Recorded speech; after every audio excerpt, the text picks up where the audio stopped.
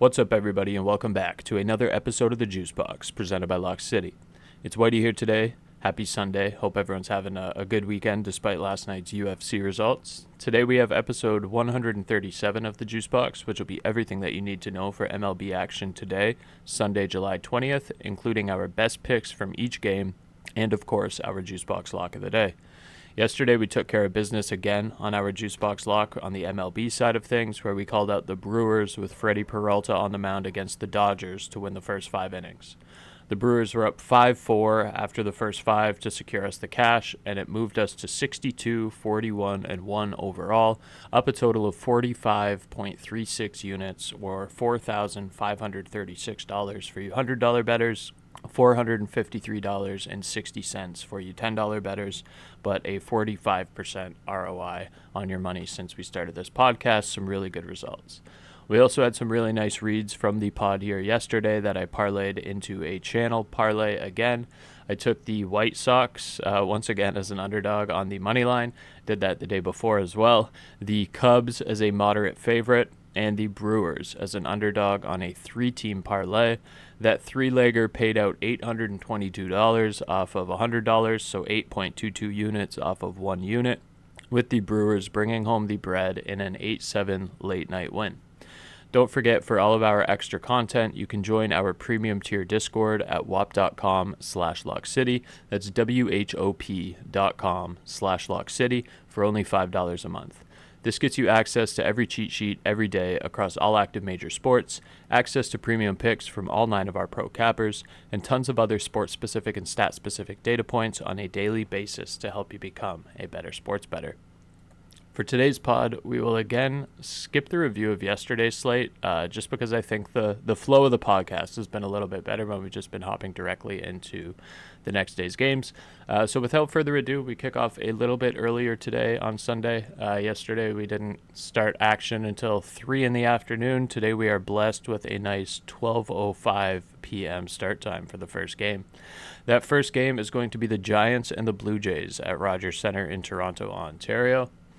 The Giants are sending left-handed pitcher Robbie Ray to the bump. He's 9-3, having a great year with a 2.65 ERA and a 1.08 WHIP. Jose Berrios is headed out there for the Blue Jays. Berrios is also having a solid year. He's 5-4 overall. He's got a 3.75 ERA and a 1.24 WHIP.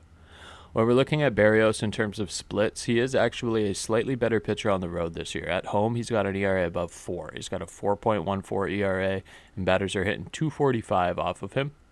Robbie Ray has been pretty good, obviously, regardless of where he's at. Away from home, he still holds an ERA of sub 3. He's got a 2.81 ERA, but notably here, he's holding batters to a 173 opposing batting average when he is pitching on the road. I kind of like the Giants here in this one, if I'm going to be honest with you. The Blue Jays won the first 2 games. The Blue Jays have been super hot. They're 34-16 at home. They won the first game 4-0. They won the second game 6-3. But give me the Giants here to sneak a win in where I think they have the better pitching on the mound. What I think is the best line of this game is going to be the Giants' first 5 on the money line. I think they're able to generate a little bit of early offense off of Berrios, and I trust Robbie Ray to be able to hold Toronto to potentially a run or so and maybe squeak out a first 5 money line. We'll do the 2-way there, so if it's tied after 5 innings, we get our money back on the push. So San Francisco first 5, 2-way money line.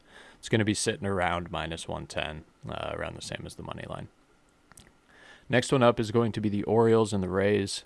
This is going to be down at George Steinbrenner Field in Tampa, Florida. The Orioles are starting Trevor Rogers. He's looked great through his first 35 innings. He's 2-1 with a 1.53 ERA and a .82 WHIP. Great stats from Trevor Rogers, left-handed pitcher.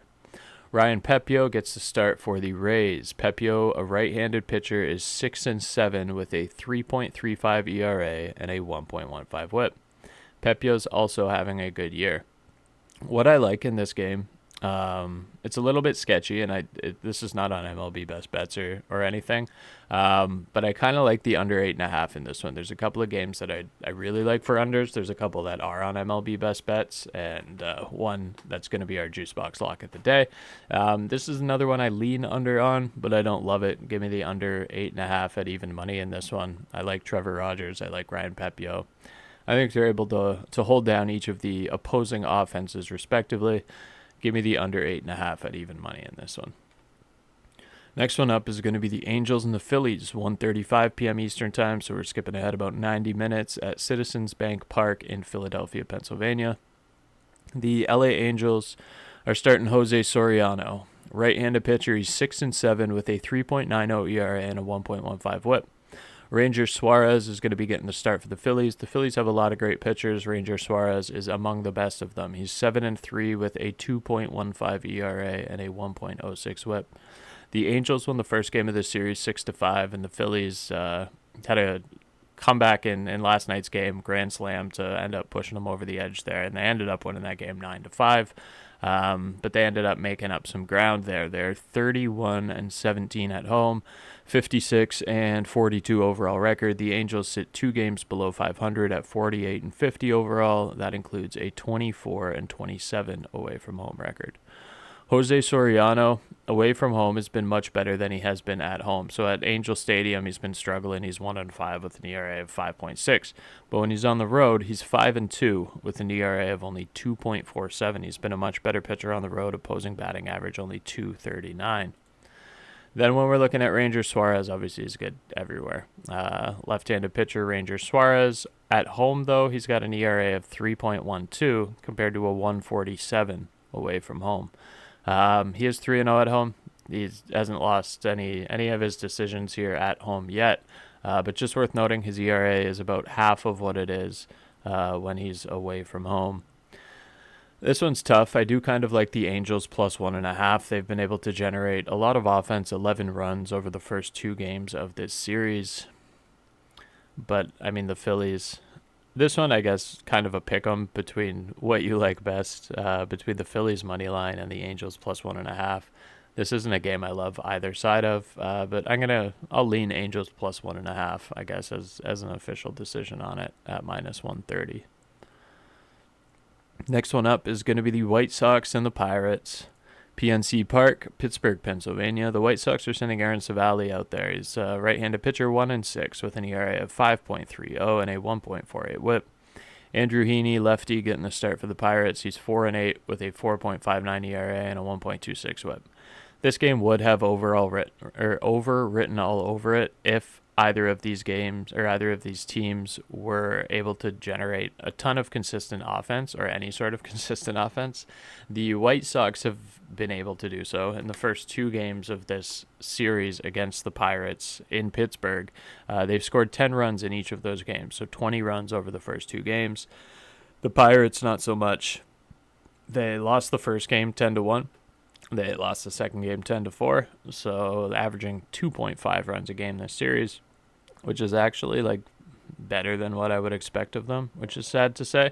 But the White Sox are hard to trust when they're away from home. They're 13-36 away from home.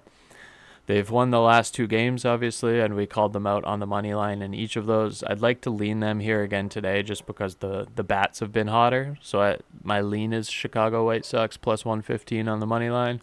But this isn't one that I love by any means.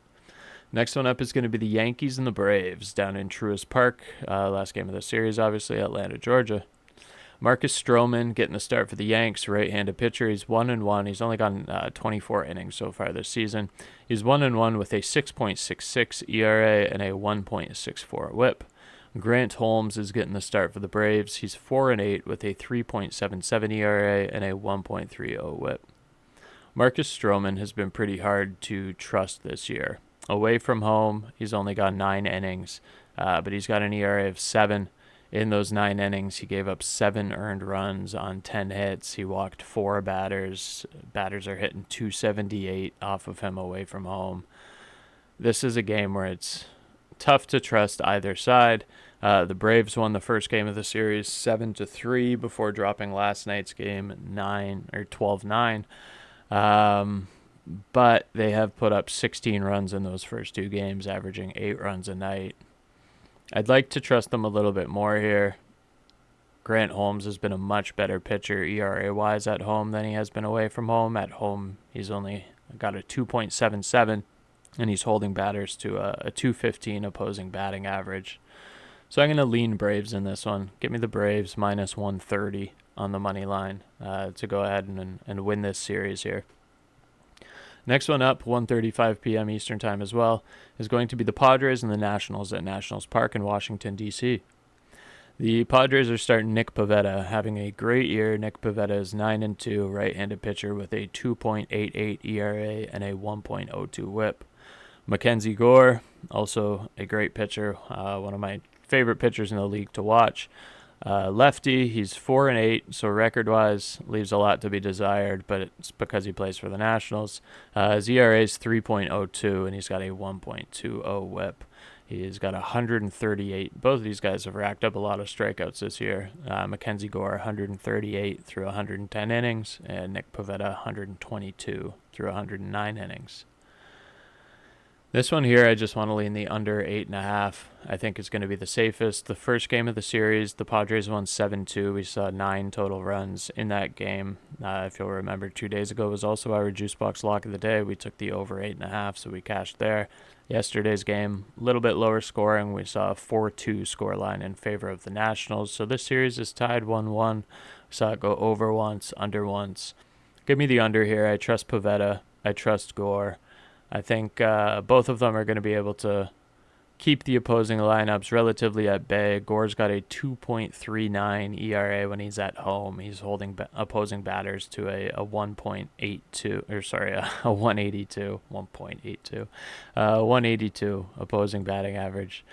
Nick Pivetta, a little bit worse when he's away from home. He's got an ERA of 4.09 compared to just 2 when he's at home. He's never seen a loss at home this year. All of his losses have come on the road. He's 3-2 away from home, but he's still holding batters only at 232.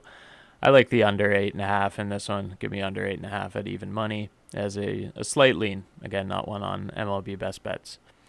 Here, this next game, we're getting into our first MLB Best Bets feature, which is going to be the Reds and the Mets at Citi Field in Queens, New York.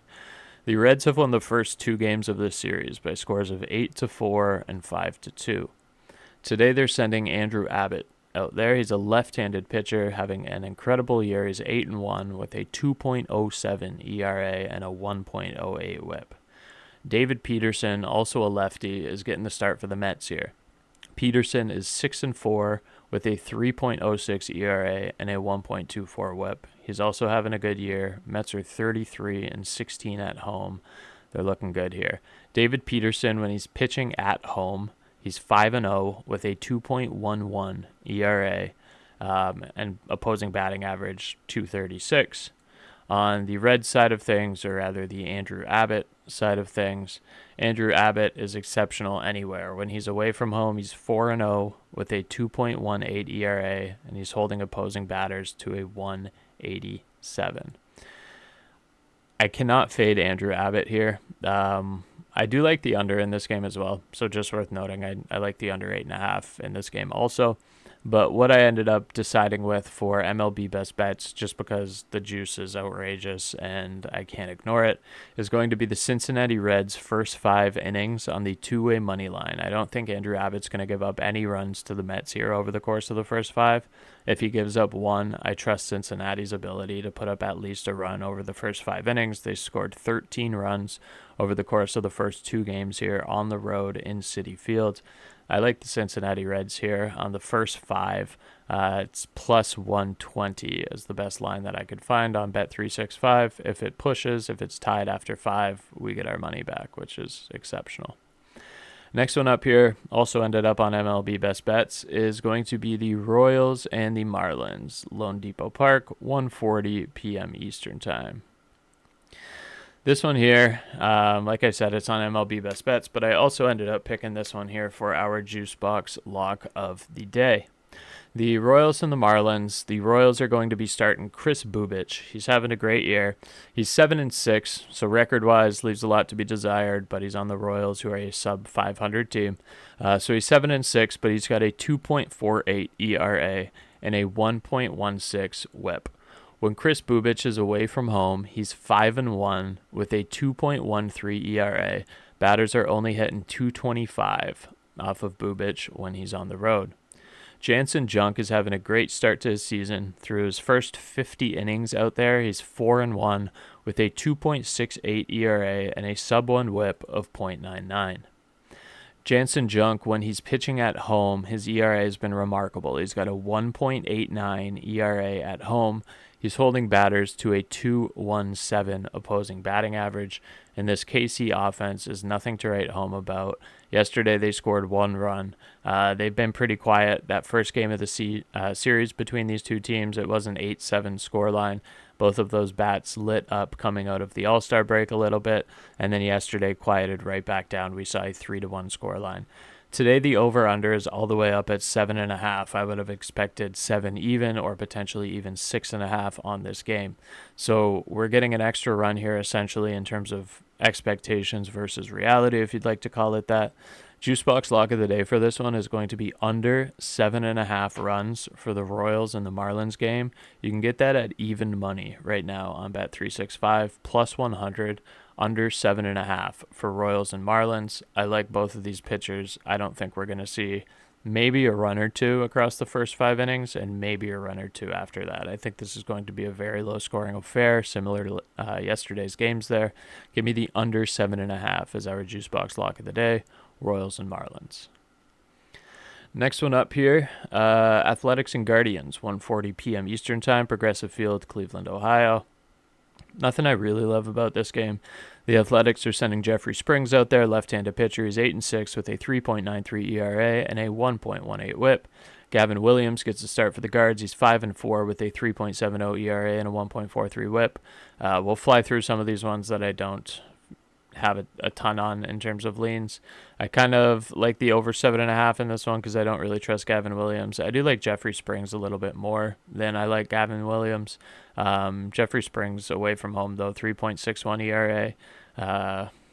It's okay because Cleveland doesn't generate a ton of offense here. On the Gavin Williams side of things, at home, he's 1-2, 4.17. He's getting lit up in terms of batting average. I kind of lean over 7.5. I also kind of lean Athletics money line or Athletics plus 1.5 in that one. But again, nothing I love. Next one up is going to be the Red Sox and the Cubs, Wrigley Field, Chicago, Illinois.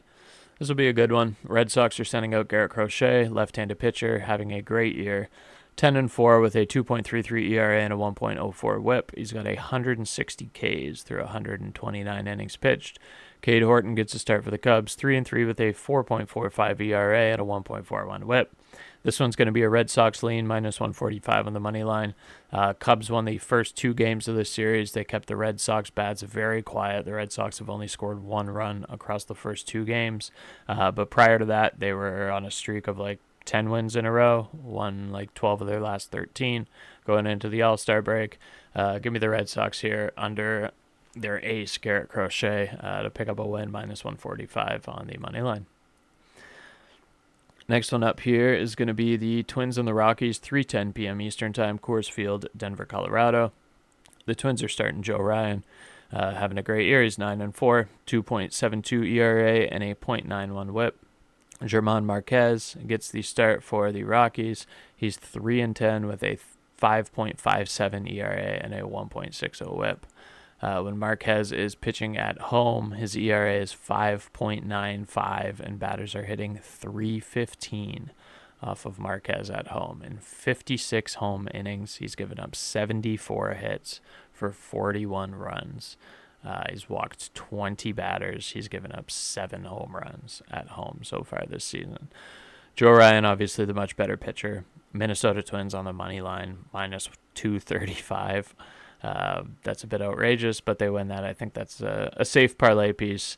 The Twins have lost the first 2 games of this series as well, 6-4 and 10-6. They have an outrageous pitching mismatch today. Give me the Twins on the money line, minus 235.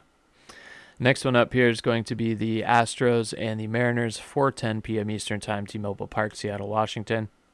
The Astros are starting Hunter Brown. Both of these guys in this game having a great season. This is going to be another under, but Hunter Brown gets the start here for the Astros. He's 9-4, 2.43 ERA, .96 whip. Brian Wu, also a righty, gets to start for the Mariners. 8-4, 2.75 ERA, .93 WHIP.